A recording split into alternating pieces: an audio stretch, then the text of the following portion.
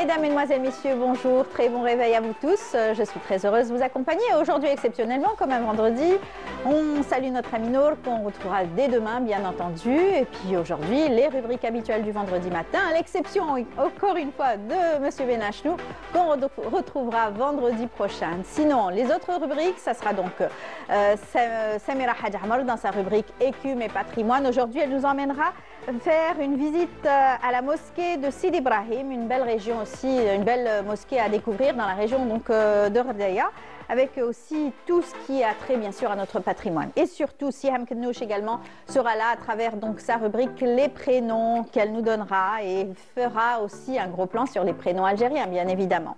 Et puis on aura des invités. Alors une start-up à découvrir et surtout une nouvelle plateforme qui est lancée justement, qui s'appelle DarkDark. Tout ce que vous devez avoir comme service, vous pourrez donc les trouver au niveau donc de cette nouvelle plateforme. Ils seront là, ces deux jeunes qui nous présenteront cette nouvelle plateforme. Et puis on reviendra sur la journée mondiale donc de la biodiversité. Ça s'est passé hier, c'est la journée mondiale célébrée partout dans le monde. Et avec nous donc un spécialiste, un docteur aussi dans le domaine donc de l'environnement qui sera sur notre plateau pour nous parler donc de cette journée et surtout les tenants et aboutissants donc de cette journée. Bien évidemment, surtout pour peut-être tirer la sonnette d'alarme concernant notre biodiversité, est-ce qu'elle est en danger ou pas? Tout ceci sera développé avec notre invité qui lui est chercheur et enseignant dans le domaine donc, de la biodiversité à l'université de Béjaïa.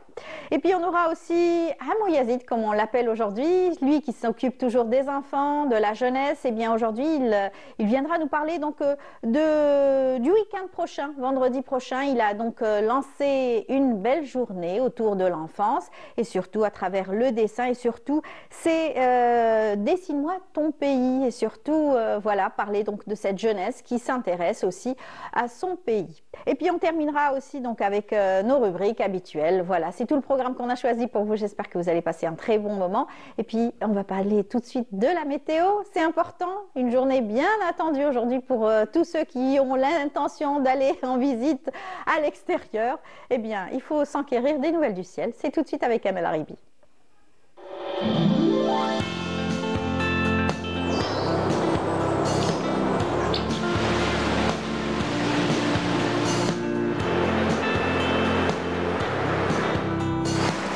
موبيليس تقدم لكم الأحوال الجوية. موبيليس، معا نصنع المستقبل. Elle est parmi nous. Bonjour Amel. Bonjour Amel. Comment ça va? Ça va très bien. Vous l'aviez annoncé? Oui, ça fait une semaine qu'on l'avait annoncé. C'était normalement 20%, mais finalement il pleut bien de bon matin. Exactement, oui. D'ailleurs, Météo Algérie a émis une vigilance orange concernant des wilayas du centre et l'est, et plus vers l'intérieur et nos plateaux. D'accord, donc on vous écoute. Détailler. Bonjour à tous et bon réveil. Eh bien, pour aujourd'hui, Météo Algérie prévoit un ciel souvent nuageux sur les régions centre et est du pays, également sur les régions de l'ouest où ces nuages vont donner quelques pluies, parfois sous forme d'averses orageuses sur pratiquement tout le nord. À noter, ces pluies seront localement assez marquées et aussi parfois accompagnées de chutes de grêle sur les quelques wilayas de l'intérieur et le plateau centre et est où Météo Algérie a émis une vigilance orange. Le wilaya concerné, eh bien, on aura par exemple Djelfa, Guelma, Ouled Djellel, Biskra, également Batna, Oum el-Bouakir, Khenchla et Tébessa où les quantités de pluie estimées entre 40 et même parfois 60 mm, donc soyez très très prudents. D'ailleurs, on a comme arrière-plan derrière ML la ville de Khenchla, plus exactement Hammam, ce genre de Hammam. On va le voir tout à l'heure. Voilà. Ouais. Donc la vigilance sera valable aujourd'hui l'après-midi jusqu'à demain matin. Également d'autres wilayas concernés comme El Mghayar, Larouat, Msila, Bouj Bouaririt, Sétif, Mila, Constantine, Soukharas où les quantités de pluie estimées entre 30 et 40 mm durant cet après-midi même jusqu'à demain matin. À noter aussi des vents forts sur pratiquement l'ensemble des régions nord qui peuvent atteindre les 50 km/h durant la journée. La moitié sud des passages nuageux vers l'extrême sud, le Gartassili, le sud du Sahara oriental, le Bécharoua, le Nord Sahara, les Oasis. avec des orages, mais qui peuvent donner quelques pluies par endroits vers le Bécharoua et le Nord Sahara, mais des pluies localement assez marquées du côté des oasis, plus exactement Biskra. À noter aussi quelques particules de sable en suspension sur les hauts plateaux ouest et centre, bien sûr, avant l'arrivée de la pluie, des sements de sable sur le sud-ouest, le Sahara central, le Nord Sahara et le Sahara oriental. Les températures, quant à elles, eh bien, elles vont baisser avec toutefois un maximum de 28 degrés du côté de Tlemcen, Relizane, 24 à Oran, 23 à Alger, Tizi Ouzou, Constantine, Sétif, 25 à Batna, 24 à Naba également, 21 à Djelfa, 22 à Al-Bayat. Au sud, 34 degrés à Béchar, 37 Tindouf et Gardaya, 39 à Tamanrasset, 41 Biskra, Janet, 44 à Insalah, 43 degrés à Adrar et 45 degrés le maximum Borj Bedi Mokhtar et Ngazam. La mer aujourd'hui, eh bien, se montrera agitée sur les côtes ouest et est, mais très agitée sur les côtes centre. Des vents forts jusqu'à 60 km/h sur les côtes centre, les vents sont de secteur nord-est, et jusqu'à 40 km/h sur les côtes ouest et est, les vents sont de secteur est à nord-est sur les côtes ouest et ouest à nord-ouest sur les côtes est. Et on termine cette fois-ci avec l'éphéméride. Eh bien, le soleil se couchera vers 19h55. Pour plus d'informations, vous pouvez consulter les sites de Météo Algérie. Passez une excellente matinée avec la suite des programmes sur Bonjour d'Algérie et à tout à l'heure midi.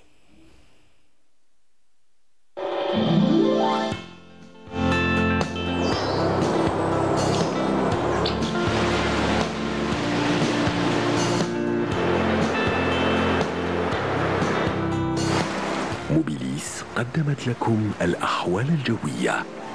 موبيليس، معا نصنع المستقبل. Voilà, merci beaucoup Amel. C'est moi. Alors vous avez dit donc qu'il y avait une vigilance orange, concernant la région de Khanchla. Également. Voilà, c'est juste pour dire que Également aussi, voilà, en arrière-plan nous avons donc la station thermale de Khanchla, une des plus anciennes stations thermales. C'est considérée comme voilà une des plus anciennes stations à vapeur, riche en soufre comme on dit, et puis surtout qui a ses bienfaits. Ça va jusqu'à 40 degrés. Vous pourriez donc vous baigner. 40, c'est trop. C'est chaud, c'est bien chaud. Mais notre régisseur nous a raconté qu'il avait été avec toute l'équipe. Il s'était baigné à 1h du matin. C'était chaud. Et c'était en plein hiver. Oui, en plus. Donc en tout cas, ça c'est bien fait pour la peau, pour l'arthrose, pour plein d'autres choses. Donc c'est une station thermale riche, en tout cas dans la région de Khanchla, à voir absolument. Voilà, merci beaucoup Amel. C'est moi qui vous remercie. On vous dit bonne journée, à tout à l'heure. Également, tout à l'heure, oui, midi 19h. 19h et sinon demain avec grand plaisir. Voilà, eh bien on vous laisse repartir avec une belle chanson. C'est le groupe Zahir qui chante Sbart Sbart.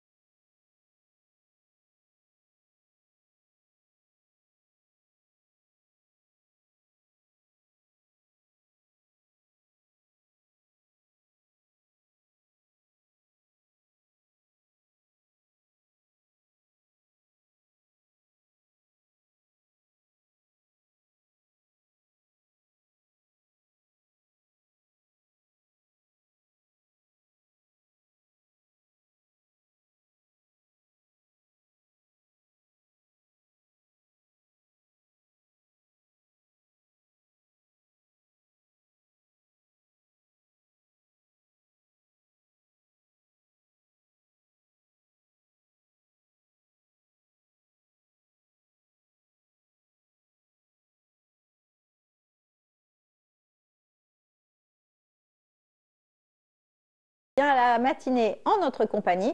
On va commencer tout de suite avec nos premiers invités. Ils sont jeunes, ils ont décidé donc de monter leur propre entreprise et ils sont là pour nous présenter bien sûr leur entreprise et surtout cette nouvelle plateforme qu'ils vont mettre en place très prochainement. Avec nous donc Adel Hariyesh, bonjour. Bonjour. Bienvenue parmi nous. Merci beaucoup pour votre accueil. Vous êtes le créateur donc, de cette application et plateforme. Vous allez en dire un peu plus dans un moment.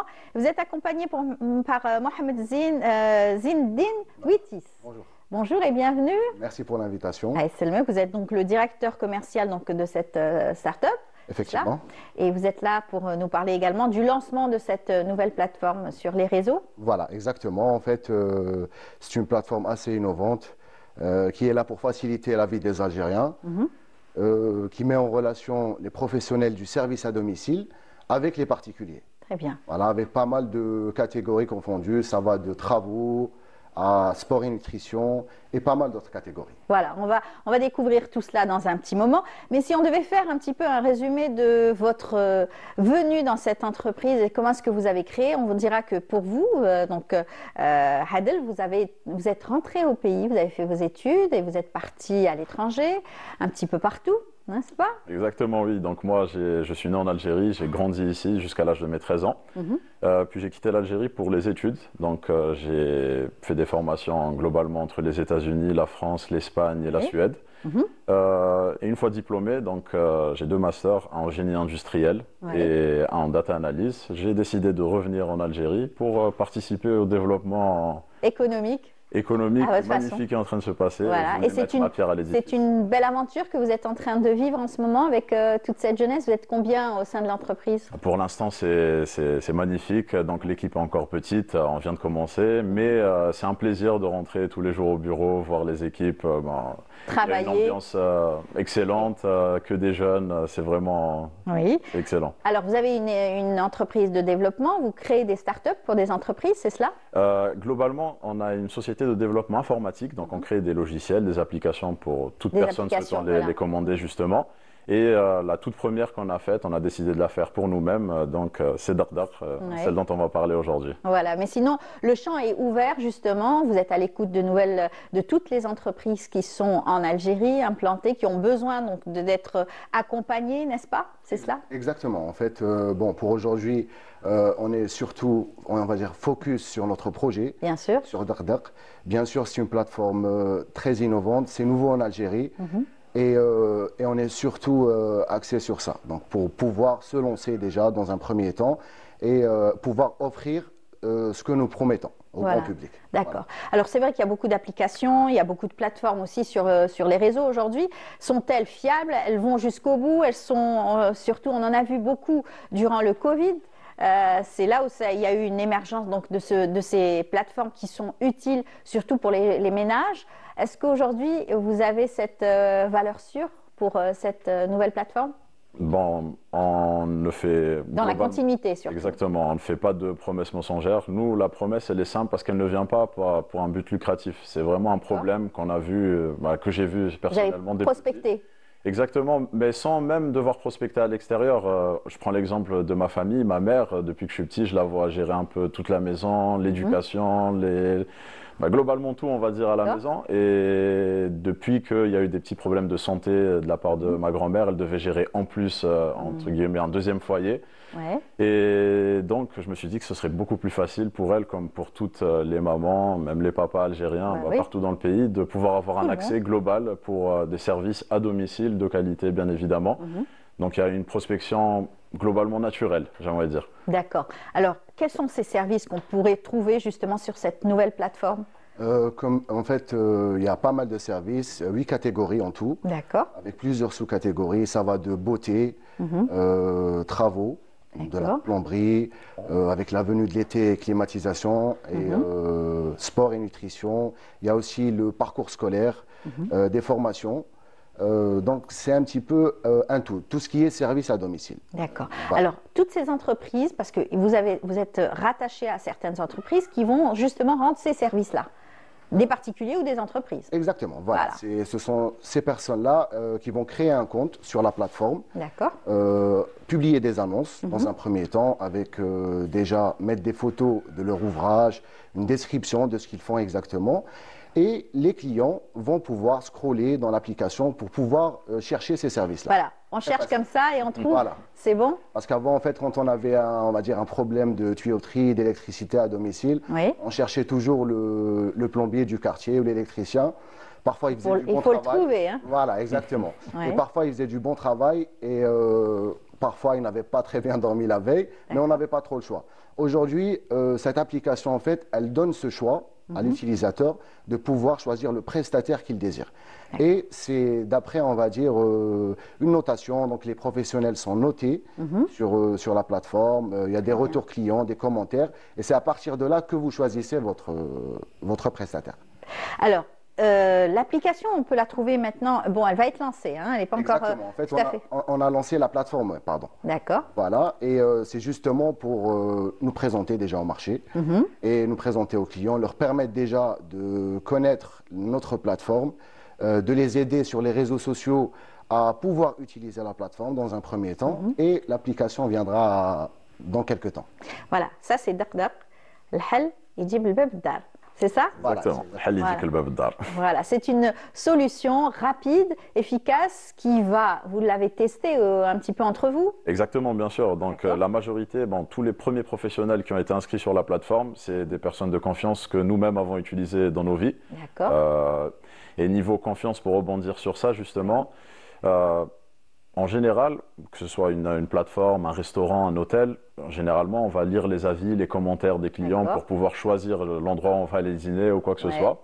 Et c'est à peu près le même principe. On a fait un système de notation et d'avis, de commentaires qu'on peut laisser une fois avoir réservé un professionnel pour que le prochain sache exactement à quoi s'attendre. Donc il verra si les personnes ont été satisfaites de lui, s'il est bien noté. Et c'est un peu une méritocratie. Donc, comme ce qu'il a dit, on scroll et on voit seulement les meilleurs. Ça, c'est un chemin classique que toutes les plateformes peuvent aussi utiliser. Exactement, c'est ça. C'est vrai qu'aujourd'hui, on est habitué à ce genre de notation, etc. Et tout. Alors, vous avez mis en place aussi des box parce que toute la publicité arrive avec. Donc, vous allez bien sûr faire la présentation. Et puis, vos clients auront à recevoir une box. C'est surtout les professionnels. Les professionnels, bien sûr. Ils vont recevoir leur t-shirt et puis quelques cadeaux déjà pour les remercier de nous rejoindre. Oui. Voilà, pour certains. Voilà, donc c'est ce genre de box qu'on offre aux professionnels. D'accord, alors avec un carnet, un petit tote bag et un t-shirt. Voilà.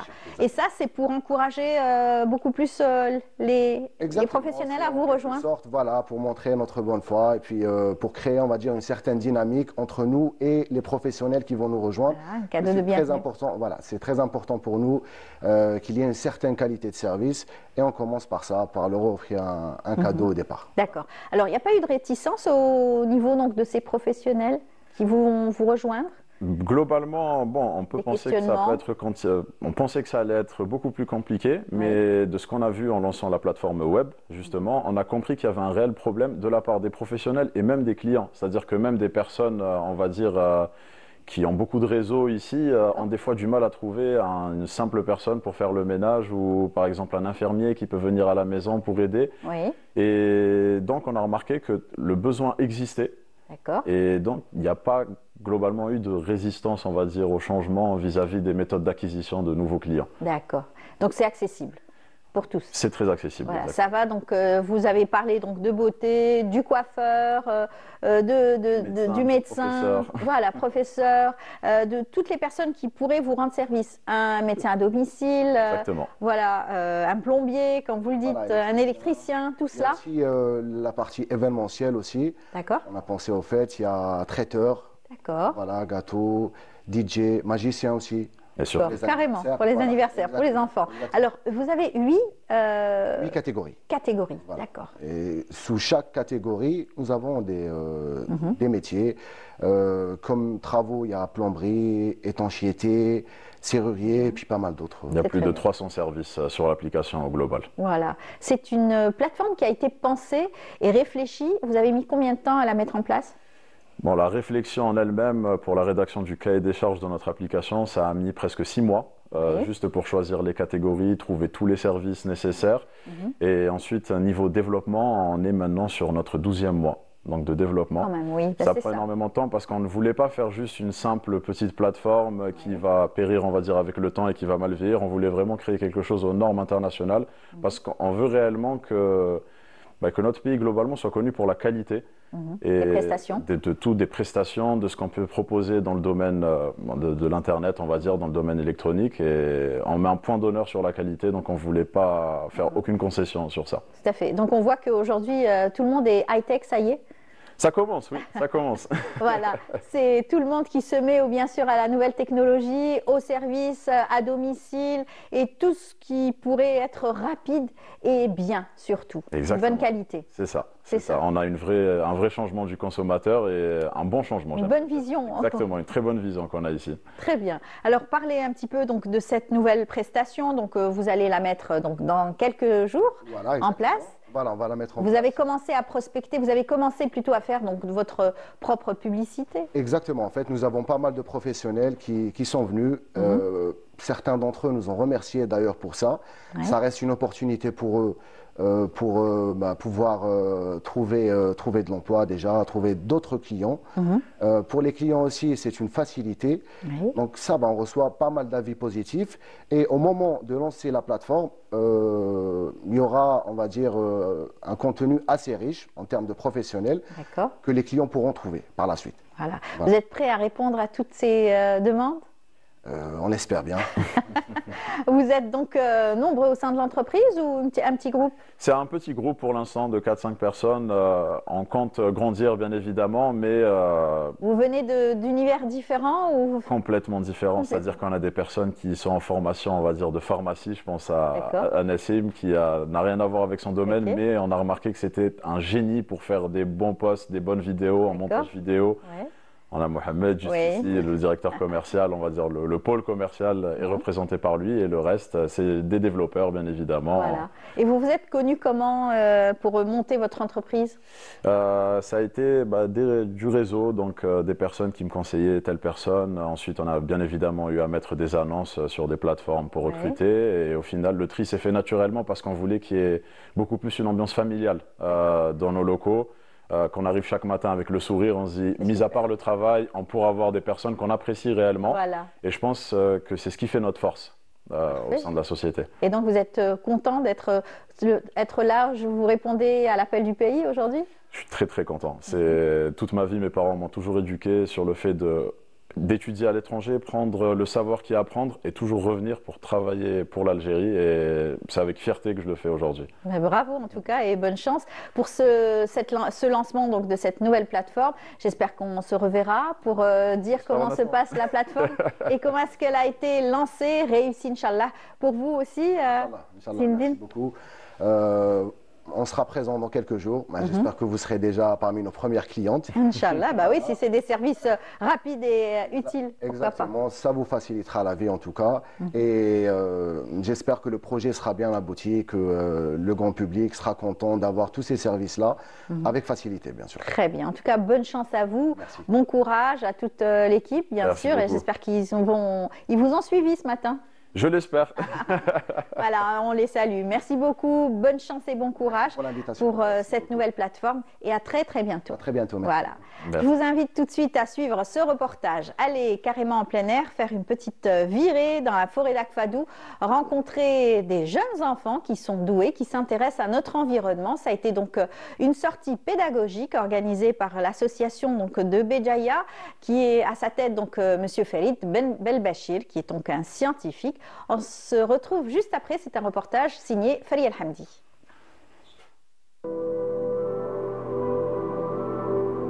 Nous sommes à environ 1600 mètres d'altitude, l'un des plus importants massifs forestiers d'Afrique du Nord, la forêt d'Akfadou.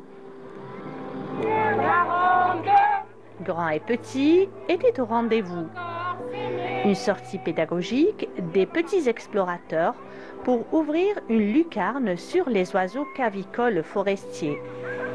Depuis à peu près une année et demie, on a mis en place une section dédiée aux enfants, une section pédagogique, qui est articulée en deux axes. Alors, on fait des actions pédagogiques avec les enfants sur la connaissance et la conservation de la nature, c'est-à-dire qu'on met les enfants en immersion Ils font un travail, on explique, et ensuite on tire les conclusions.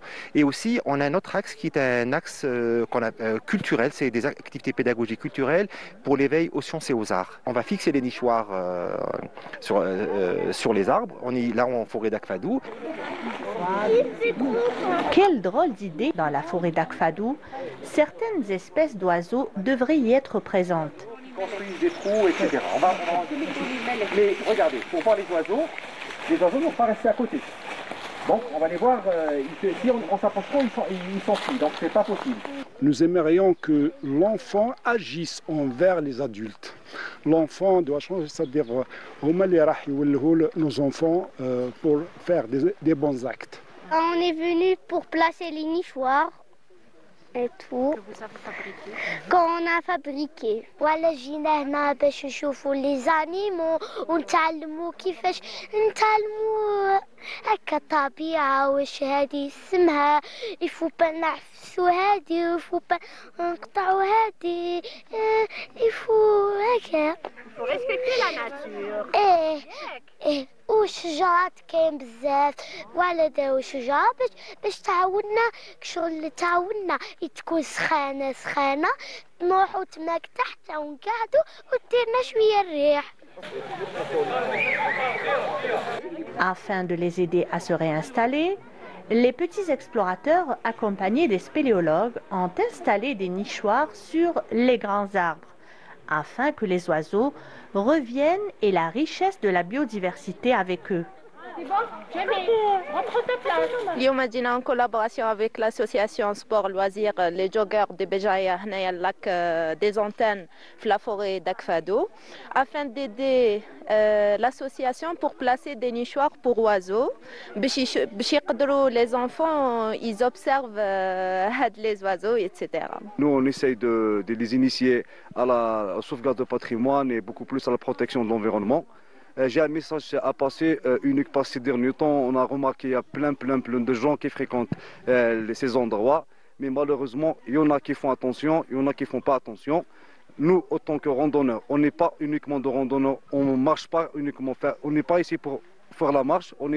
En même temps, on essaie de sauvegarder cet écosystème. Et les enfants, s'ils acquièrent des comportements sains, vis-à-vis de la nature et de leur environnement, je pense que nous n'avons pas la prétention de résoudre les problèmes de l'environnement de cette manière, mais nous avons l'espoir que dans quelques années, c'est le but en fait de la mise en place de cette section que M. Belbachir avait mise en place et réfléchi. Donc, on s'est dit 2 ans, 3 ans, 4 ans, ça dépend si l'avenir nous donnera donc la chance de les suivre de cette façon. On pourra peut-être leur donner la possibilité d'ancrer des comportements sains vis-à-vis de la nature. Le plein air offre aux enfants une multitude d'opportunités de faire divers apprentissages tout en favorisant leur créativité. Ces activités offriront la possibilité aux enfants de s'ouvrir sur le monde qui les entoure et elles stimuleront leur curiosité. Voilà, donc une équipe, bien sûr, comme disait notre invité, une équipe qui était partie il y a quelques mois à la forêt d'Akfadou rencontrer M. Belbachir qui avait organisé avec son association cette sortie pédagogique pour les enfants, pour les initier surtout et les sensibiliser à notre environnement. Nous allons parler donc de biodiversité ce matin avec notre invité M. Mourad Ahmim. Bonjour. Bonjour. Bienvenue parmi nous. Merci. On a toujours plaisir à vous recevoir. Vous êtes un scientifique, défenseur de notre nature. Vous êtes sur tous les terrains, tous les fronts? On fait de notre mieux. Voilà. Vous êtes enseignant-chercheur à l'université de Béjaïa. On a eu l'occasion de vous recevoir plusieurs fois sur nos plateaux, pour parler bien sûr de notre environnement et surtout comment le protéger. C'est cela. Oui, c'est surtout ça.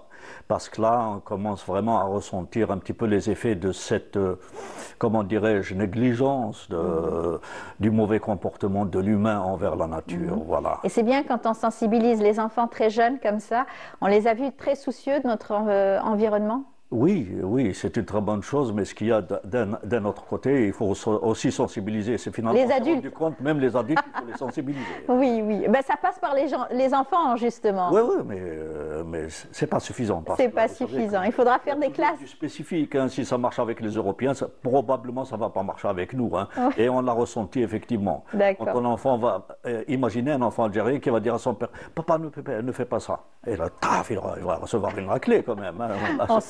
Peut-être que ça a changé aujourd'hui. Les enfants sont plus attentifs et ils écoutent et justement ils reproduisent cela au sein de leur foyer, au sein de leur famille. Alors on va parler un petit peu de cette journée mondiale. C'était donc hier, il y a la journée mondiale de la biodiversité, célébrée un petit peu partout dans le monde. Chez nous également, ça a été aussi célébré. Ça a été donc 2 rencontres autour donc de la biodiversité au niveau du Palais de la Culture avec plusieurs instances qui étaient là, avec le ministère de l'Environnement, avec aussi le commissariat donc, du littoral national du littoral.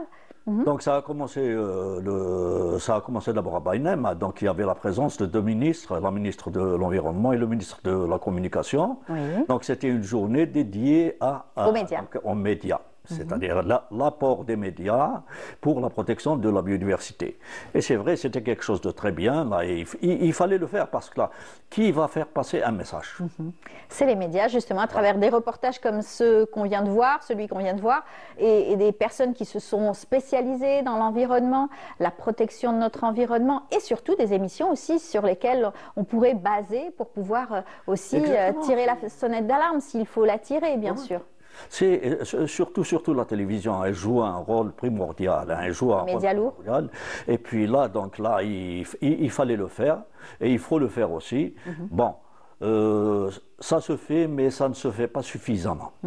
Il y a eu donc des belles initiatives pour récompenser les meilleurs travaux scientifiques, pour essayer donc de valoriser le travail de ces journalistes qui travaillent dans le scientifique aussi. C'est ça, il y a un petit peu ça, bon, ça commence à venir, on le dit, mais bon, c'est un petit peu, il y a eu quand même des dégâts, donc, mais n'empêche que ça commence à venir. Et puis il y a aussi quelque chose qu'il ne faut pas occulter, c'est les réseaux sociaux maintenant. Oui. Les réseaux sociaux, donc les gens, ils y travaillent, hein, les gens travaillent bien. Les associations. Voilà, c'est des associations qui donnent des informations, qui essayent de faire de la pédagogie écologique. Hein, donc c'est des gens qui donnent des conseils, hein, c'est des gens qui travaillent même. Hein. Il y a un monsieur, là, une association par exemple, le Jazair al-Khadra. Le grand monsieur, il a sillonné tout le pays et il plante des arbres. Des arbres un peu partout. Il s'est fait connaître comme ça, il a eu cette notoriété à travers les réseaux sociaux et tout le monde veut faire pareil, veut l'aider. Donc c'est une très belle initiative pour l'environnement. Exactement, exactement, vous voyez un petit peu. Et si le monsieur n'est pas passé par les réseaux sociaux, on aurait quand même eu un petit résultat, mais pas un bon résultat, un aussi grand résultat. Voilà. Alors si on devait parler un petit peu de toutes ces personnes qui font des choses positives pour notre environnement, c'est vrai que nous on reçoit des photographes qui sont dans le domaine de la biodiversité, qui nous rapportent des images fantastiques, qui veillent pour avoir des formidables clichés d'animaux, d'oiseaux migrateurs, de notre paysage aussi. Nous avons actuellement une association qui est vraiment très très importante, hein, c'est la WWA. Oui. Donc c'est l'association. C'est des oui, on les connaît, formidables. Voilà. Ils font un travail formidable. Et d'ailleurs, je vous assure que ce sont ces gens-là qui pourvoient les scientifiques en information. Parce que là, un scientifique, il est à l'université, bon, il a un milieu restreint un petit peu, mais eux, ils sont très bien déployés au niveau du territoire national, ils ont un très bon matériel, et puis là, top, ils sont passionnés. Ils tombent sur quelque chose d'intéressant. Dernièrement, il y a Vous nous avez ramené de très belles photos d'ailleurs. Hein. Oui, voilà, j'ai ramené une panoplie de photos, donc vous prenez celles qui vous plaisent. Hein. Par exemple, dernièrement, donc, ils ont découvert une 3e espèce de renard pour l'Algérie. Oui. Et c'est pas nous qui l'avons découvert, ce sont ces gens-là de cette association que nous avions reçue il y a quelque temps. Ils sont extraordinaires. Oui, oui. Voilà, ça c'est un renard. C'est cela? Ah, ça c'est un loup doré. Un loup. Ah, d'accord. Un loup doré. Un loup doré, le scientifique. Alors, la différence, donc, pour faire la différence. Hein, alors, le bout de la queue chez le renard, il est blanc. D'accord. Et chez le loup, il est noir. D'accord, très bien. C'est un loup doré. Okay. C'est une espèce endémique à l'Algérie? Non, endémique à l'Algérie, non. Il a été introduit et il a été réparti. C'est qu'elle a remplacé le chacal Parce qu'auparavant, on croyait que c'était le chacal, le Canis aureus. Et puis en 2015, donc il y a eu toute une... Vous savez, il y a une science qui va chambouler toutes les connaissances concernant la biodiversité, c'est la génétique moléculaire. D'accord. Donc, auparavant, on n'avait pas de génétique moléculaire, donc on taxait, on donnait des donc, un taxon, lui donnait un nom, d'accord? Chaque espèce taxonomie. La taxonomie. Et puis maintenant, on ne peut pas donner un nom directement comme ça sans pouvoir passer par la génétique moléculaire. Et là, donc, on croyait qu'on avait le chacal jusqu'en 2015, et puis en 2015, il y a eu donc un consortium de chercheurs donc, au niveau mondial, c'est 35 nationalités.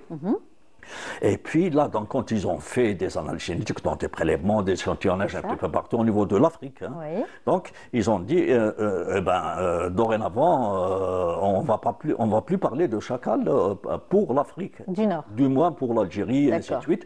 Et ils ont remplacé ça donc par le loup doré d'Afrique. D'accord. Donc le Canis lupaster. Très bien. Donc ce sont de nouvelles données qui vont aussi apporter des informations utiles pour les scientifiques, pour ceux qui travaillent aussi dans l'environnement. Alors il faut rappeler que vous-même, vous êtes donc un scientifique, vous êtes aussi enseignant, vous êtes sur les bancs d'université, mais vous êtes beaucoup sur le terrain.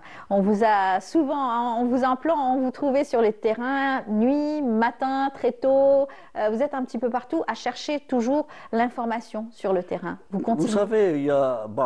C'est vrai qu'il y a des gens qui font de la protection de l'environnement leur fonction. Oui. Moi, en plus d'être ma fonction, c'est ma passion. Voilà. Voilà. Donc là, je ne me limite pas à faire de la pédagogie à l'université et à faire des travaux scientifiques et de la recherche et publier des articles scientifiques. Mais là, je sors, je fais énormément de sorties, j'essaie d'apprendre des choses, j'essaie de découvrir des choses, j'essaie d'améliorer certaines choses.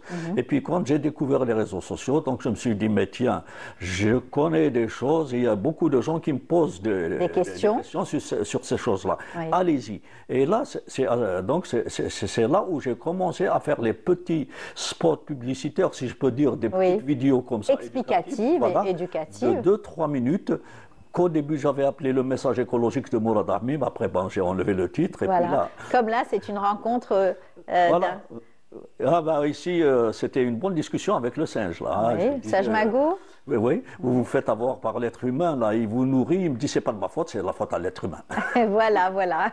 Il ne faut pas tout accepter de l'être humain, on ne sait jamais.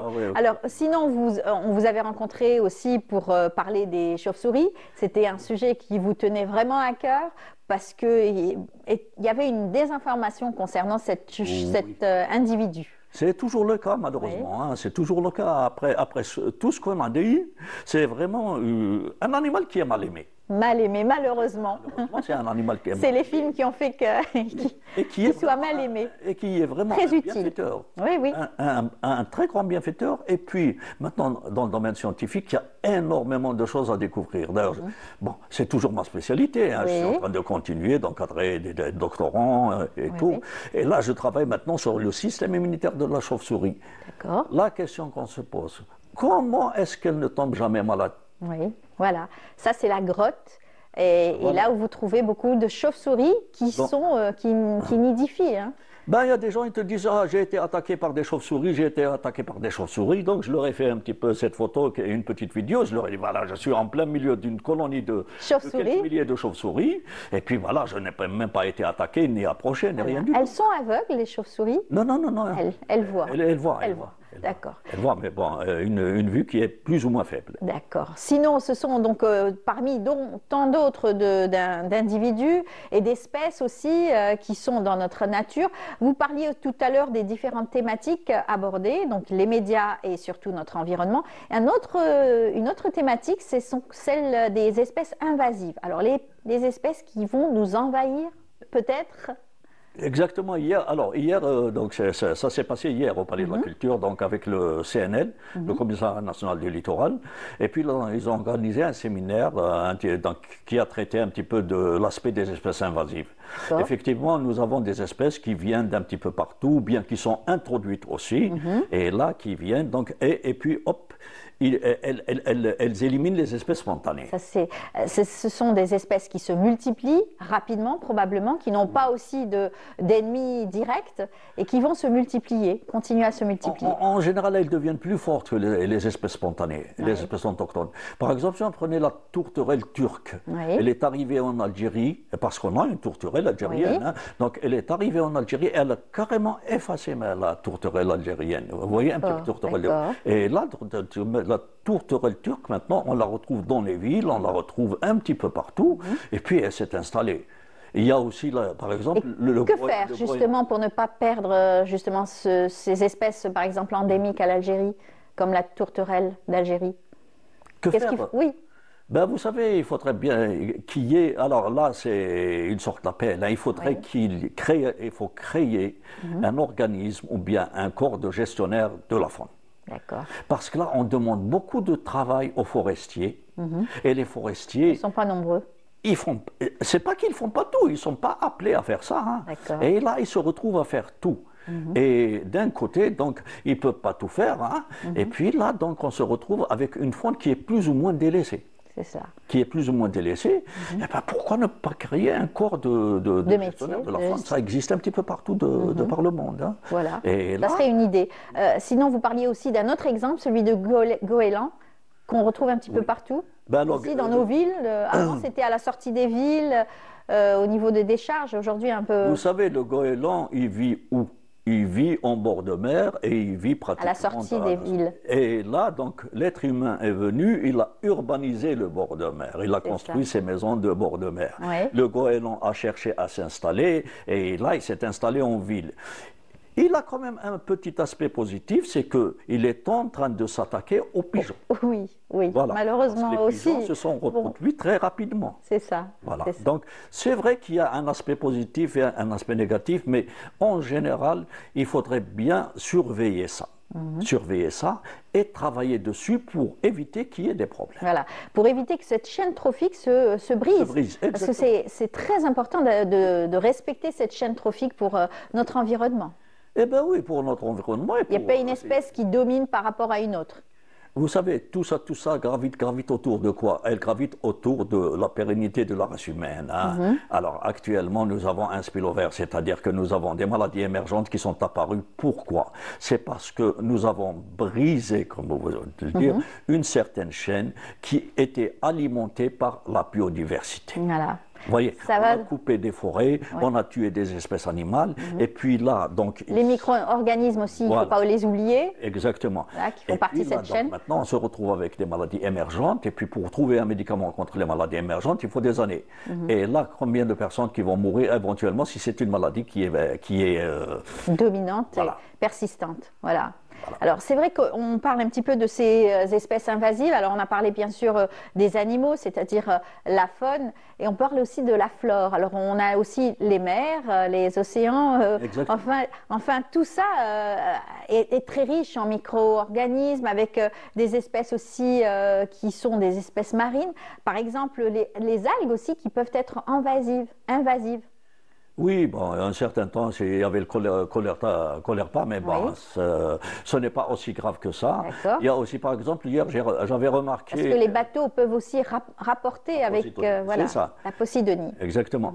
Et puis hier, j'avais remarqué, par exemple, quelqu'un qui avait dit que l'oxalis, je ne sais pas si vous connaissez le Khoraïsat. Oui, le l'oxalis. On parle de Khoraïsat comme espèce invasive, j'ai dit, mais quand même... Non, on est content de voir cette espèce, parce que là, cette fleur jaune. C'est la perception des choses. Moi, je suis écologiste et je dis que c'est invasif. Donc, c'est un terme technique. Mais quand tu mets ça entre les mains d'un gestionnaire, pour lui, donc, invasif, il faut l'éradiquer. D'accord. Par exemple, les coquelicots, on les voyait un petit peu partout. Mais maintenant, les agriculteurs qui considèrent le coquelicot comme étant une espèce invasive et qui peut provoquer des dégâts, donc mauvaise herbe, ils ont traité. Et puis voilà, on ne voit pas grand-chose. C'est vrai. De plus en plus, c'est vrai qu'on est dans le retour aux jachères, retour aussi aux espèces spontanées, qui pourraient être bénéfiques pour la terre et les apports en azote, par exemple. Il y a une initiative qui a été initiée fait par l'université d'Oxford et que j'ai essayé d'introduire ici en Algérie, c'est la NPU, Nature Positive Universities. Donc, qu'est-ce qu'il stipule un petit peu? Donc, on a commencé d'abord par les campus. Donc, on remarque que dans les campus, tout est artificialisé. Du gazon bien taillé, des plantes pittosporums, et ainsi de suite. Alors que normalement, il faut laisser des îlots de biodiversité naturelle. Parce que c'est dans ces îlots de biodiversité naturelle qu'on trouve beaucoup d'espèces. Et ces espèces-là ne peuvent pas vivre sur ce qui est artificialisé. Tout à fait. Un petit peu. C'est un biotope. Il faut absolument préserver parce que ce biotope va rapporter des espèces, la faune, la flore, bien sûr les insectes et tout ce qui va avec, les animaux, on a vu tout à l'heure des lézards, tout ça doit vivre ensemble. Par exemple, je vous donne un exemple. Vous savez, on dit en général que les écologistes, c'est des empêcheurs de tourner en rond. Oh, non, on n'est pas des empêcheurs de tourner en rond. Par exemple, quand tu vois une grande étendue de terrain qu'il fallait aménager. Par exemple, j'ai vu ce qui s'est passé à Al-Qaitani. C'est très bien. Mais ce qu'il y a, scientifiquement parlant, il y a quelque chose qui n'a pas été bien fait. On n'a pas laissé d'espace pour les espaces verts. Tout a été pavé. Et vous voyez donc maintenant, parlons de ça. Quels sont les inconvénients? Nous sommes en plein changement climatique. D'accord. Pourquoi est-ce que nous avons des inondations? C'est parce que l'eau ne s'infiltre pas dans la terre. Il y a les pavés, donc elle ruisselle et puis ça donne ce que ça donne. Il y a du bon et du mauvais un petit peu partout dans la gestion en tout cas. Tout ça, c'est la gestion. Tout ça, c'est la gestion. Donc, il faudrait... Les scientifiques et les gestionnaires, comme vous le disiez tout à l'heure, c'est vrai qu'il faudrait qu'ils se mettent à table aussi tous les deux et pouvoir réfléchir surtout à l'équilibre dans notre vie, surtout dans cet équilibre de notre biotope. Exactement. Voilà. Exactement. Et sinon, parlez un petit peu de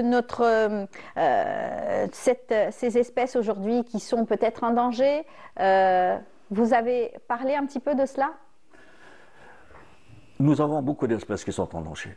Beaucoup d'espèces qui sont en danger. Bon, donc j'essaie un petit peu de parler des mammifères. Nous avons 111 espèces de mammifères, dont 74 quelque chose qui sont en voie de disparition et qui sont menacées. La hyène, on la tue à vue.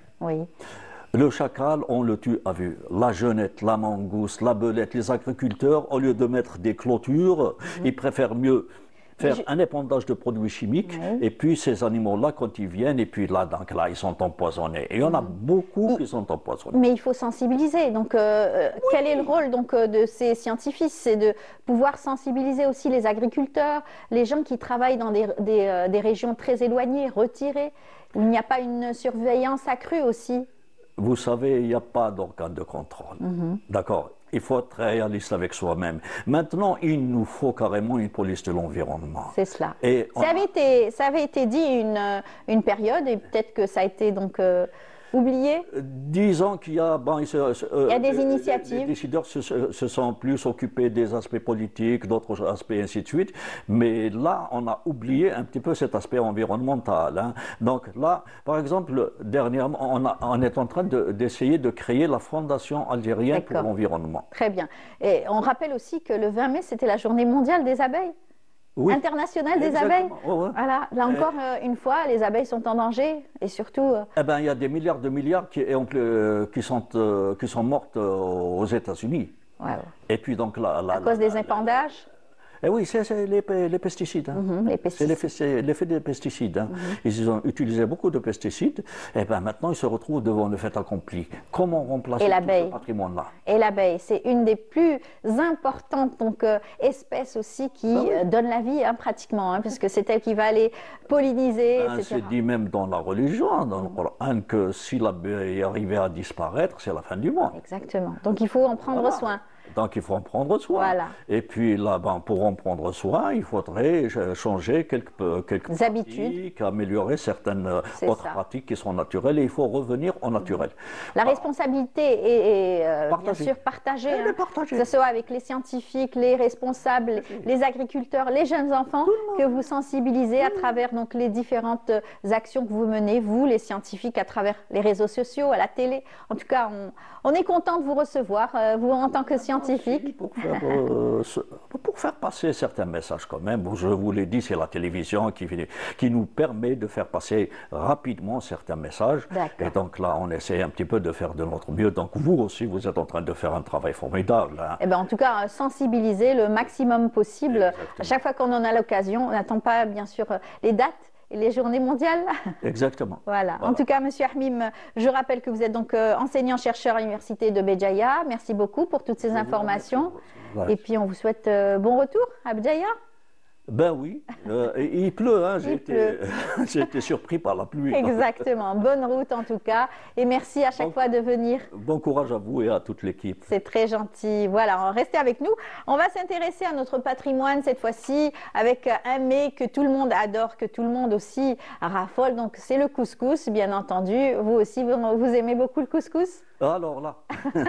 C'est un mets qui accompagne toutes nos fêtes et surtout les célébrations. C'est donc Yasmine, donc Madame Yasmine Sellem, qui a écrit, donc qui a fait un nouveau livre concernant les recettes donc, du couscous.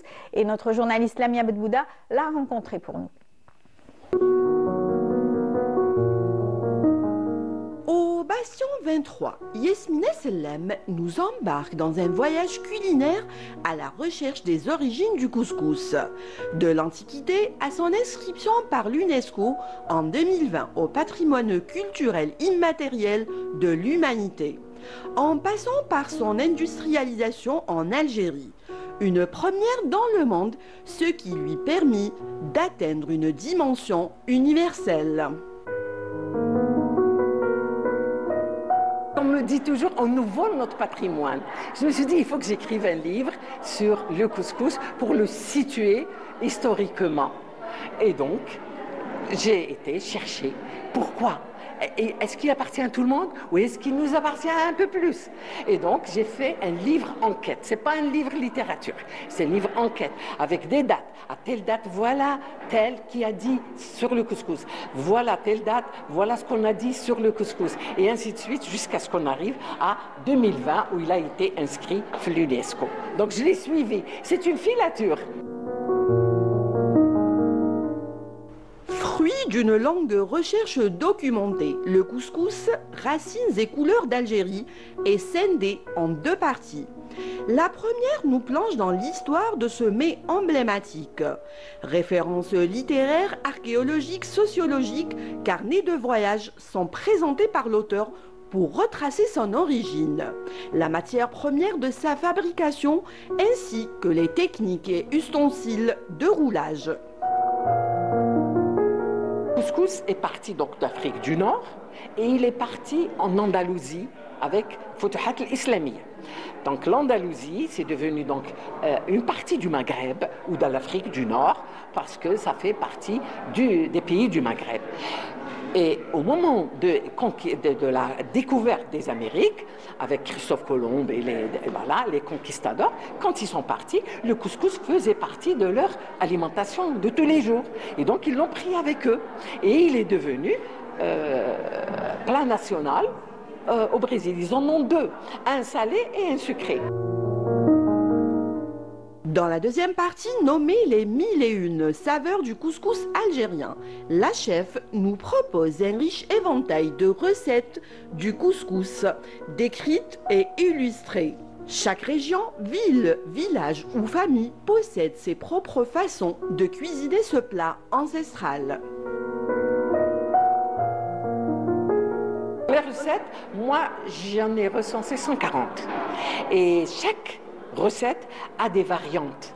Donc si vous prenez les 140 et que vous multipliez par les variantes de chacune, vous allez dépasser les 1000 recettes algériennes. On me raconte raconte dans ma famille que quand ma grand-mère maternelle, la maman de ma maman, s'est mariée, ils l'ont servi. Et moi, j'ai passé mon temps à leur dire comment on le fait. Et j'ai réussi avec plusieurs tentatives à le refaire. Et maintenant, c'est le clou de l'alimentation de Darjidé et tout le monde me le demande. Paru aux éditions ANEP, ce beau livre de 120 pages nous révèle les secrets d'un plat emblématique qui raconte bien plus qu'une recette, une histoire, une culture et une mémoire. À lire absolument.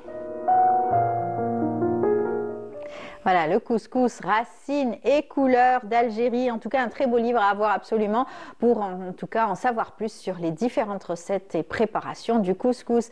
Eh bien, on va continuer à parler patrimoine et histoire avec nos deux amis du vendredi. Samira Hadjamar, bonjour. Bonjour Amel. Comment ça va? Très bien, alhamdoulilah. Bien, et bien sûr, notre ami Siham Knouch. Bonjour, bonjour. Bonjour, vous êtes en forme? Ça parlait de couscous et surtout de livres. Ben justement, je pensais à... vous m'avez donné donc matière à réfléchir parce que...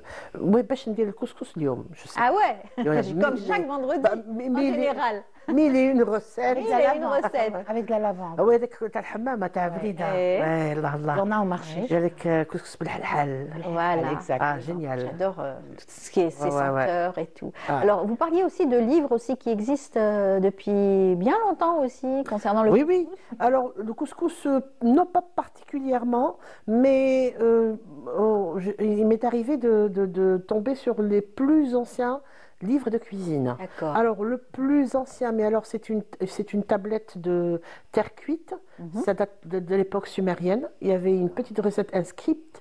Je ne sais pas comment il a écrit une recette de cuisine, mais toute simple. Hein. Incroyable. Et après, les Abbassides se sont intéressés à la cuisine. Il y a beaucoup de livres qui remontent à cet âge. Et l'Andalousie aussi, il y a des livres qui racontent l'histoire des plats andalous. Voilà. En Andalousie, c'était plus de l'aigre doux. Oui. Il faudra nous raconter ces belles histoires spécialement dans une rubrique. Inch'Allah. Mais on va parler aussi écume et patrimoine avec Samira. Elle va nous emmener du côté de Gherdaya, n'est-ce pas, dans un moment. Oui, la vallée du Mzab, porte du désert, mais bon, c'est déjà le désert. Un lieu magique, magnifique, un endroit rempli de trésors, de mystères. Gherdaya, on tombe forcément amoureux de Gherdaya quand on va là-bas. Et il n'y a pas un étranger, un touriste, surtout les architectes, qui ne se soient pas inspirés de l'architecture et de l'urbanisme de Gherdaya. Et puis on va en savoir plus tout de suite, juste après cela, n'est-ce pas?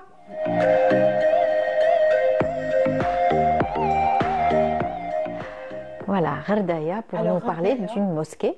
D'une mausolée. Alors, on va dire Gherdaya. Enfin, ce qui est notoire, ce qui est connu, c'est Gherdaya. Gherdaya fait partie de la vallée du Mzab, fait partie des 5 cités qui font Gherdaya, qui font protégées surtout. Oui, exactement. Donc, c'est un pentapole, donc 5 cités qui ont un cœur, qui ont une histoire et qui a commencé l'architecture de Gherdaya, c'est dessiné, l'organisation sociale. À Gherdaya, on ne peut pas parler uniquement d'esthétique, ou pour reprendre justement l'expression qui existe dans le livre Une leçon d'architecture d'André Ravero, le Mzab, c'est prestigieux sans intention de prestige. Ces gens, donc les habitants de Gherdaya, ont construit une cité, une vallée, sans avoir l'intention d'en faire, je veux dire, un musée à ciel ouvert. Ils l'ont développé pour leur organisation sociale, pour la qualité de leur vie quotidienne, pour leurs besoins surtout, pour s'adapter au climat, parce qu'il est très dur, c'est le désert, il fait très chaud et très froid en hiver. Donc ils avaient besoin de cette organisation. C'est une casbah, mais ce n'est pas réellement une casbah, puisqu'il y a plusieurs cités. Ils ont des codes, il faut les respecter, ces codes. Ils ont une manière de vivre, il faut la respecter. Et quand on respecte leurs codes qui ne sont pas très difficiles à respecter, puisqu'ils veulent conserver cette part de mystère, cette part d'intimité, cette organisation, les gens sont tombés amoureux de leur mode de vie, de ce qu'ils sont. Alors pourquoi Sidi Ibrahim, Ami Ibrahim, voilà, c'est ce qu'on voit à l'écran. C'est magnifique. Très ancienne mosquée, début du XIe siècle, fait avec les matériaux locaux, rien d'extraordinaire. De la chaux pour le crépi, du bois, les troncs de palmier, la pierre, le sable, mais quelque chose qui traverse les siècles. Voilà. C'est une architecture typique qui a été bien copiée ensuite. Avec des arcades, on voit les plafonds avec les troncs. Les boiseries. Les boiseries, exactement. Alors pourquoi Amé Ibrahim? Parce que juste à côté de la mosquée, qui est une mosquée funéraire, hein, de faction. D'accord. Alors on n'a pas l'habitude d'entendre ça. Une mosquée de faction, elle accueille la même famille, les mêmes descendants, on va dire. Funéraire parce que alors le Coran y a été enseigné. C'est un lieu de méditation et c'est un lieu bien sûr de prière. Il est ouvert à tous. Aujourd'hui, on ne prie pas là-bas parce que quoique des manifestations sont organisées, hein, les halaqat et tout sont organisées.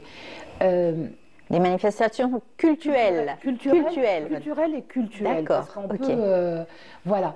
Alors, ce qu'on voit aussi, c'est que le 14 mai dernier, l'association Imkres, avec un S à la fin, qui travaille beaucoup pour la protection du patrimoine de l'Ataf, ont organisé un colloque en collaboration avec le laboratoire du patrimoine de Tlemcen, l'université de Tlemcen, et un événement parrainé par le ministère de la Culture dans le cadre de le mois du patrimoine dédié à l'intelligence artificielle avec les jeunes enfants. Et ils ont été associés.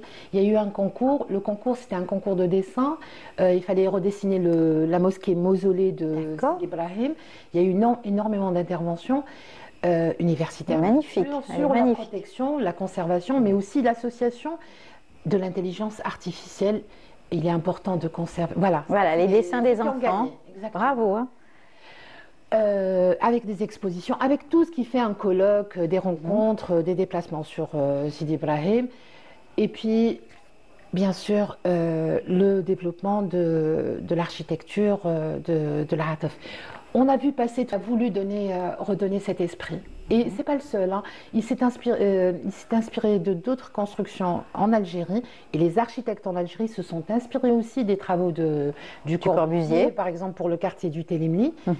Mais Sidi Ibrahim, c'est aussi ça. Alors, pour nous, c'est une fierté que notre architecture devienne une leçon d'architecture en fait pour d'autres constructions. Exactement. L'inspiration, c'est tout le génie, bien sûr, des architectes qui savent prendre le meilleur, bien sûr, d'une civilisation, d'une architecture, d'un savoir-vivre aussi, parce que c'est cela, hein, essayer de rétablir et surtout reprendre comme à l'identique. Exactement. Voilà. Et alors, c'est une question aussi de volume, comment on appelle ça? De lumière aussi. Absolument. Voilà. J'ai oublié de le dire. Voilà. De lumière. L'atmosphère. En fait, c'est toute l'atmosphère. C'est le génie d'Ordaya, c'est ça, c'est la lumière. Pas que d'Ordaya. Dans toute Alger aussi, il y a un génie de construction.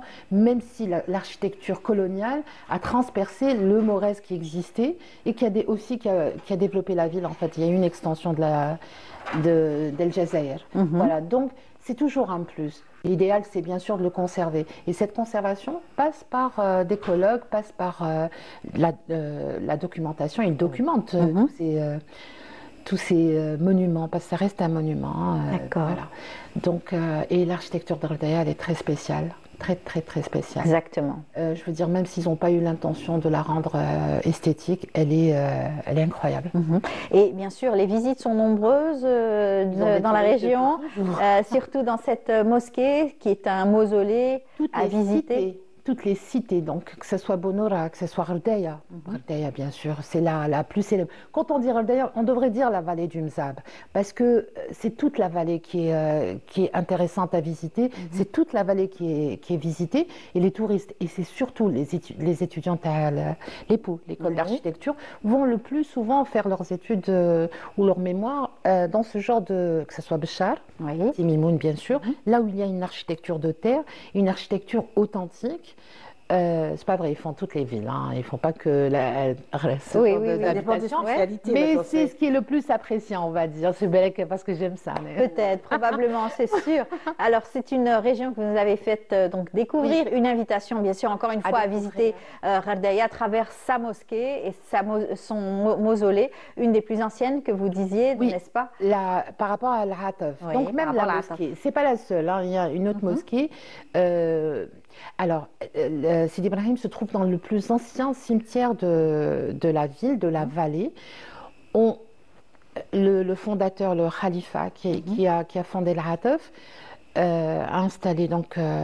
ce sont des ibadites qui sont venus du Tihert, ils se sont installés, ils ont commencé à construire et toutes les cités, donc le Pentapole, s'est développé sur ce modèle, cet exemple ou ce modèle avec ces éléments d'architecture dans toute la vallée du Msab. Voilà. Et la particularité des cimetières aussi du sud, c'est un peu spécial. Des doigts. Ouais. Non, pas du sud, de Gherdaya.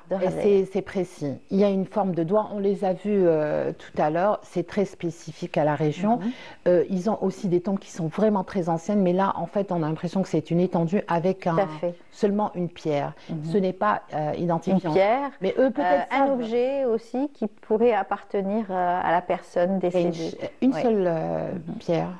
C'est tout. Il n'y a même pas une inscription, mais je suppose que les gens de Gherdaya savent exactement où se trouve leur aïeul, où ils sont enterrés. Exactement. Puisqu'il y a une organisation très respectueuse, puisqu'à la base c'était l'Azaba, et jusqu'à aujourd'hui c'est l'Azaba. Mais bien sûr, c'est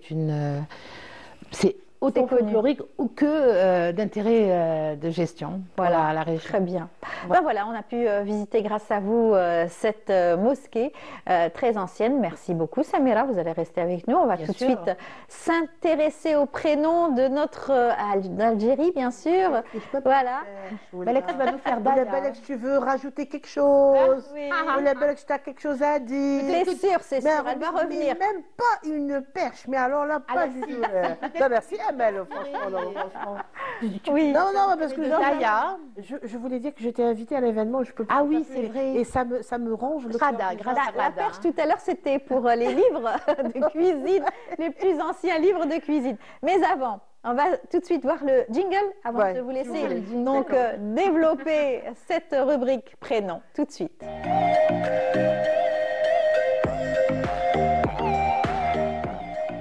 Alors, les prénoms aujourd'hui, la perche qu'on aurait pu donner, c'est que vous avez été invité et que vous n'avez pas pu y aller. Et Qada, le chroniqueur de Patchwork, qui est originaire aussi des Blabès. Exactement, un grand conteur, un marionnettiste, et le parrain, justement, et le président d'honneur de l'association Imkles.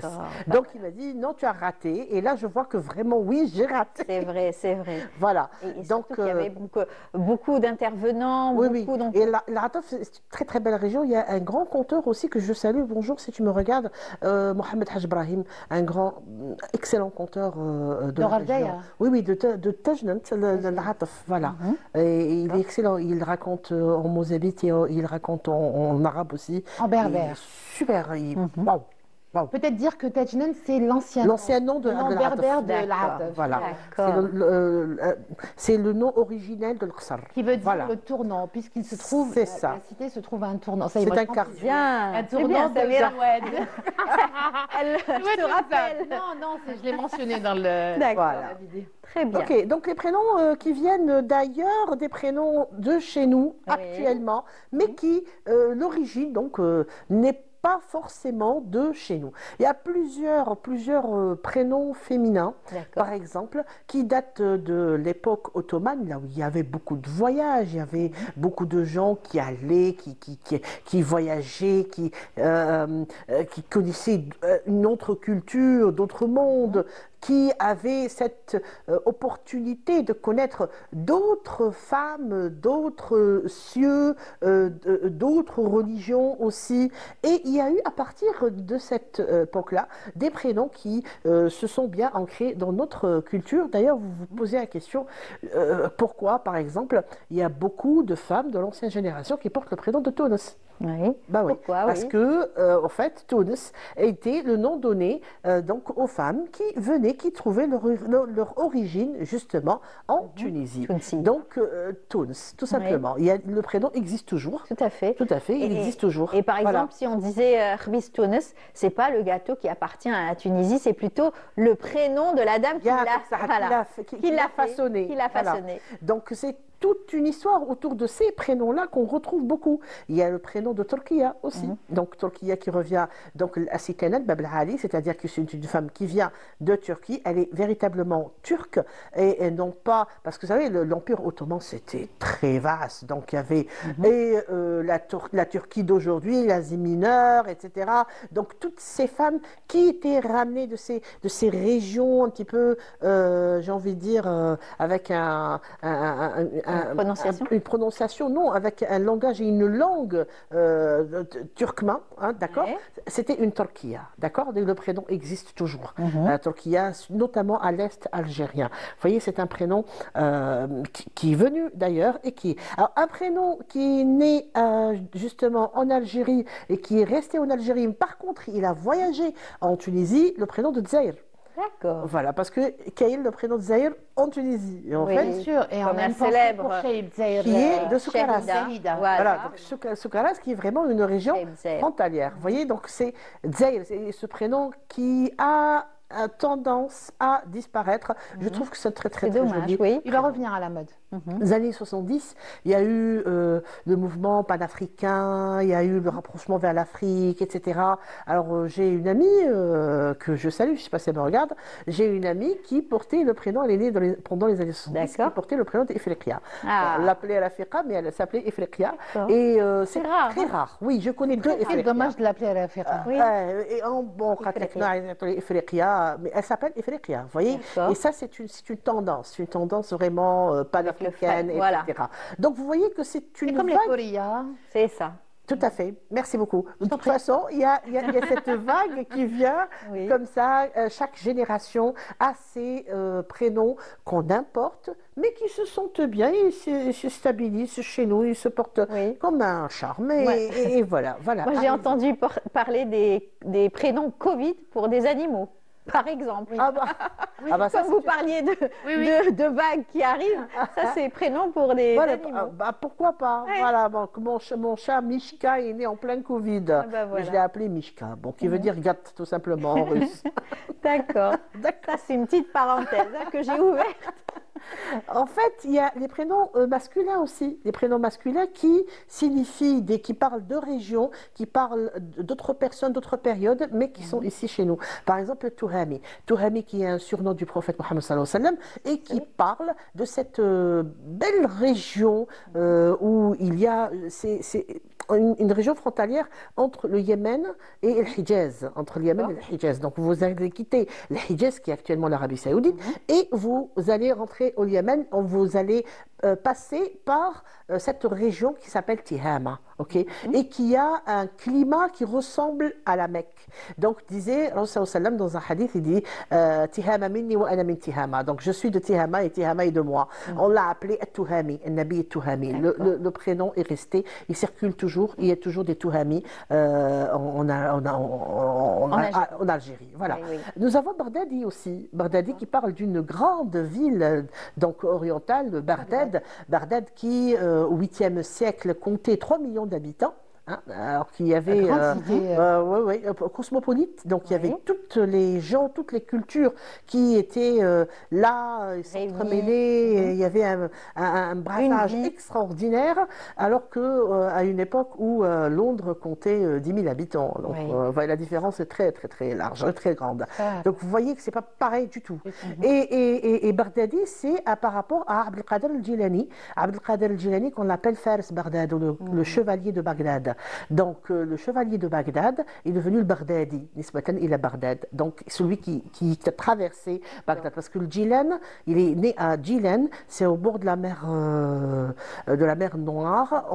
Nous ne sommes pas en Irak, nous sommes en Asie mineure, mais il a traversé, il a eu son savoir à Bagdad, et il est venu jusqu'au Maghreb, et pour ça on l'appelle le Baghdadi.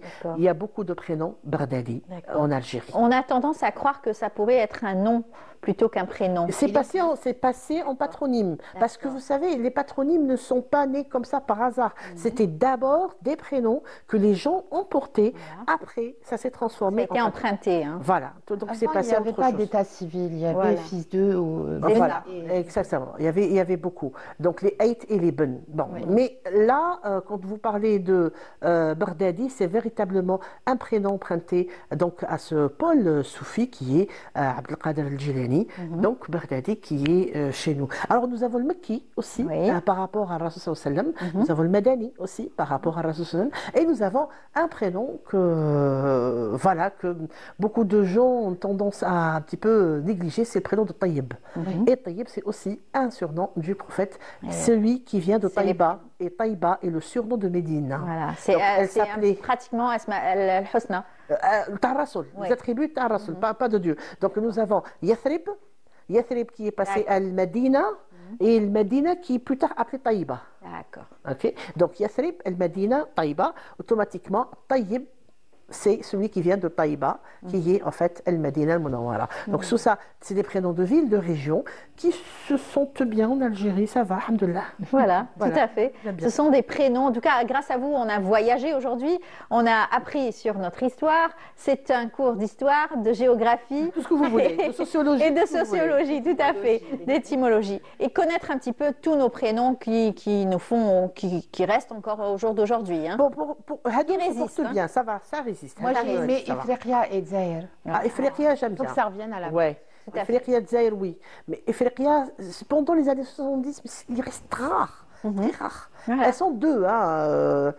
60, deux, je suis sûre que Ifriqiya, Assia. Voilà, par exemple, Assia. Mais, non, Assia, c'est très méditerranéen comme prénom. Attention. Assia, c'est très méditerranéen parce que ça a une relation avec la mythologie grecque. Donc, la mère de Prométhée, c'était Assia. Et aussi, d'après une connotation égyptienne très ancienne, on dit que celle qui a sauvé Moussa, alayhi salam, des eaux du fleuve, du Nil, s'appelait aussi Assia, c'était Zawjat Pharaon. Mais bon, à savoir si c'est véritablement Assia ou c'est juste une prononciation. C'est probablement une prononciation. Voilà, parce que moi je pense que c'est plutôt Isis. Oui, plutôt. Une prononciation égyptienne du prénom. Voilà. En tout cas, de belles histoires. Vous allez continuer à nous en raconter dans un moment. On va aller faire un tour du côté de Oued Chbel, du côté de cette région, pour aller voir des enfants qui pratiquent un sport, et pas des moindres, le judo, qui est aussi très apprécié par les jeunes enfants, puisque notre journaliste Meissa Le Bouadla a rencontré pour nous, et puis voilà, c'est en tout cas une pratique de sport qui est intéressante pour ces jeunes enfants. Regardez, on se retrouve juste après. Moi, c'est le judo très jeune, à l'âge de 5 ans. Et j'aimerais devenir le futur champion. جيت للجيدو باش ندافع على نفسي ونكون بطلة ان شاء الله. رياضة الجيدو تفيدني بزاف في الحياة لخاطرش دير لي الطاقة وتنشطني كي نكون عيان. Dans un quartier dynamique et plein de vie, une salle discrète mais chaleureuse accueille chaque semaine de nombreux jeunes judokas dès le plus jeune âge. Ici, ce qui m'a attiré le plus, c'est une cité surpeuplée. C'est une cité, 3200 habitants, c'est des logements sociaux. Malheureusement, ils n'ont aucun. Il y a le logement et il y a l'école. Et autre, il n'y a rien. Et aucun moyen de distraction. Et ces enfants, dans le vide hadek, avec le vide hadek, j'ai opté pour le remplir par cette discipline. Je fais du judo depuis mes 6 ans et j'aime bien. Maintenant, j'ai 9 ans. C'est bien de me défendre contre les autres et de ne pas me laisser faire. J'adore ce sport. C'est un sport vraiment très enjouissant et très bénéfique pour le corps. Surtout que je suis une étudiante, ça m'apporte beaucoup de bénéfices. J'aimerais beaucoup être médecin et continuer mes études jusqu'à arriver au but que je veux, et aussi avoir toutes les ceintures que je voudrais. Ici, ce n'est pas seulement un sport qu'on pratique, mais de véritables valeurs qu'on apprend. Respect, dépassement de soi, discipline et solidarité. تعلمت كنت في أول عفسة في الجيدو هي كل لغة الجيدو ويقول اللطافة الشجاعة الإخلاص الشرف التواضع الملك النفس الصدقة. دخلت الجيدو باش ندافع على نفسي وباش نكون بطلة الجيدو. جيت للجيدو باش ندافع على نفسي وإن شاء الله نكمل السبت كحلة.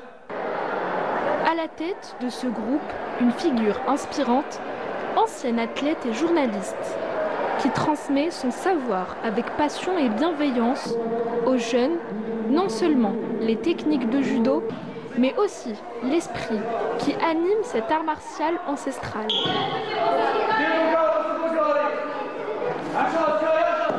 Je suis ceinture noire à 6e dan, ça fait maintenant 6 ans. Avec ce grade, bien sûr, normalement, en 7e, mais معليش. Eh ben, ma carrière, mon expérience ne m'a pas permis de m'arrêter. Et mon kimono, je ne peux pas le laisser à la maison. Il est tout le temps dans la voiture. Alors souvent, quand j'ai envie de faire un saut chez des amis judokas qui ont des sections, je prends mon kimono et je vais leur rendre visite. بعد مساعدة تاع الأستاذة ديالي زهرة مشتي وعطات لي الخبرة والثقة تامة ليا. راني دوكا حاكم لي زاتلات سيزون حتى 15 والحمد لله.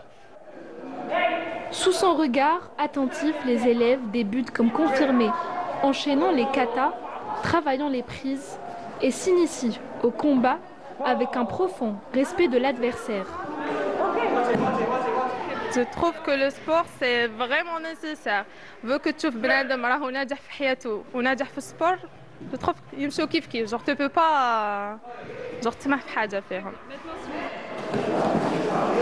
Plus qu'un simple dojo, cette salle est devenue un véritable lieu de vie où les jeunes trouvent un cadre structurant, des repères et une famille sportive. Je souhaiterais que les instances ou les autorités locales, au moins, ils investissent sur les infrastructures parce qu'il y a un manque flagrant. Il n'y a pas de salle, il n'y a pas du tout de salle pour accueillir les sportifs. Actuellement, il y a une piscine, alhamdoulilah, déjà, mais la piscine n'est pas à la portée de tout le monde. Par contre, les salles comme les arts martiaux, et puis nos Algériens, c'est des guerriers. Alors nos Algériens, quand ils font de la compétition, quand ils vont à l'étranger, c'est des champions. Ici, il n'y a pas d'encouragement. Il faut les prendre en charge, il faut leur donner les moyens. On aura des champions dans tous les domaines. Grâce à son expérience et son amour du judo, l'ancienne championne inspire une nouvelle génération, leur montrant que la rigueur et la persévérance peuvent ouvrir bien des portes sur le tatami, comme dans la vie. Voilà, ils sont adorables, ces enfants qui pratiquent du sport. Et puis, on salue notre journaliste aussi, Maïssa Lebouahla, qui a fait le reportage. Et puis, notre amie aussi, journaliste, qui, elle, est toujours dans le domaine du judo et qui qui forme ces jeunes enfants. Alors, on posait la question aux deux. Vous avez pratiqué du sport, Samira? Oui. Très, très longtemps. Avec moi, je me suis rappelé que quand j'étais vraiment jeune, j'avais fait du karaté avec Mounous Khamar. Oui. À l'époque, il n'était pas réalisateur.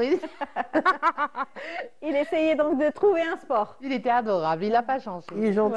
Voilà. Très gentil, très et bien sûr, Sihem, quand je lui ai posé la question, est-ce que tu en as fait du sport?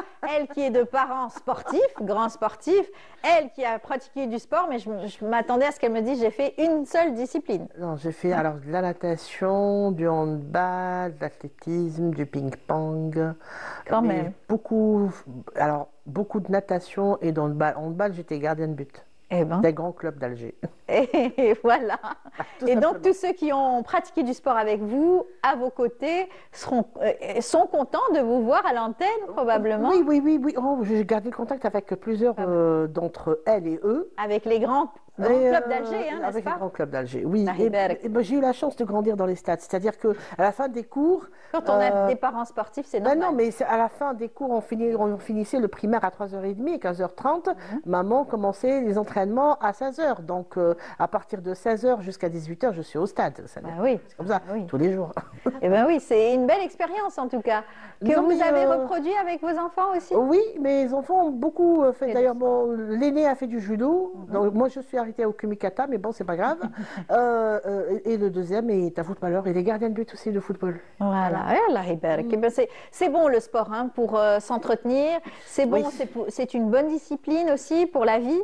Oui, oui, bon, c'est vrai, merci pour son truc. La rigueur, la rigueur aussi dans sa vie professionnelle, on apprend beaucoup de choses. On apprend beaucoup de choses. Ces jeunes enfants étaient heureux justement de jouer, d'être sur un tatami et de pouvoir avoir des adversaires, comprendre aussi qu'il peut y avoir cela. C'est un savoir-faire et ça développe la personnalité, attention. C'est cela. Ça ouvre les horizons. Salim fil jism salim. Au mieux, on peut marcher. Moi, je marche beaucoup, mais je ne fais pas de sport. C'est super. Malheureusement. Samira marche beaucoup et prend beaucoup de photos. fait beaucoup de vidéos. Elle est comme Yazid. Elle prend beaucoup de photos également. Sinon, parlez aussi de cette jeune fille qui était là, qui disait justement pour avoir un bon équilibre entre les études et le sport, il faut pratiquer aussi un sport. Ça donne de bons résultats aussi. C'est bien aussi en général. de pratiquer le sport au sein d'établissements scolaires. Ouais. C'est bien aussi qu'il y ait le sport scolaire. C'est bien aussi qu'il y ait des compétitions entre les lycées, entre les CEM, entre les collèges, entre les écoles. Donc je pense que c'est intéressant aussi. Voilà. Ça va des jeux d'échecs. À l'athlétisme, au cross, à tout ce que vous voulez. Hein. Et ça se pratique. Les jeux d'échecs, j'aime bien. Oui. J'aime bien. Au niveau scolaire, vous savez jouer? Ça développe. Oui, ça va, je me débrouille. Bien. Je me débrouille quelques coups comme ça, mais... mais curieuse, donc justement de connaître tous ces sports, toutes ces disciplines. Non, c'est pas que je suis curieuse. J'ai grandi là-dedans, là-dedans. Ouais, c'est une belle curiosité. Là où j'habitais, j'habitais pratiquement dans un centre sportif. Bah voilà. C'était automatique. Pas trop le choix. Il y avait le sifflet qui était toujours là. Exact. Mais sinon, vous êtes toujours entouré d'enfants, donc chaque vendredi, vous avez donc votre émission. Et puis, une émission qu'on aura le plaisir de retrouver aussi chaque lundi. Juste après Bonjour d'Algérie, il y a donc votre émission Le Compte est bon, bien sûr, avec vous. Et puis, vous allez nous rejoindre le lundi. Et je passerai avec vous le lundi aussi, afin de parler de cette émission et d'essayer de faire autre chose. Parlons d'enfance, tout ce qui intéresse peut-être nos jeunes enfants, maintenant que les compositions vont bientôt finir, donc ils vont pouvoir peut-être nous suivre. Voilà, tout à fait. Et bien en tout cas, bravo à vous, bon courage pour tout ce que vous faites. Merci, ma chère amie. Et toujours un plaisir de vous recevoir chaque vendredi avec nous. Ça fait plaisir. Et dorénavant le lundi également. Ok. Voilà, pour les prénoms. Samira, merci beaucoup. Merci Amel, à dimanche. À dimanche. Et lundi aussi. Voilà. On va se retrouver lundi. Voilà, merci beaucoup Samira. Merci à vous tous de nous avoir suivis. Excellente journée à vous. Merci à la Régie 7. Et puis on vous souhaite un bon vendredi. Quant à moi, je vous dis à dimanche. Et puis demain, vous retrouverez dans le Houda Bouzguew. Au revoir.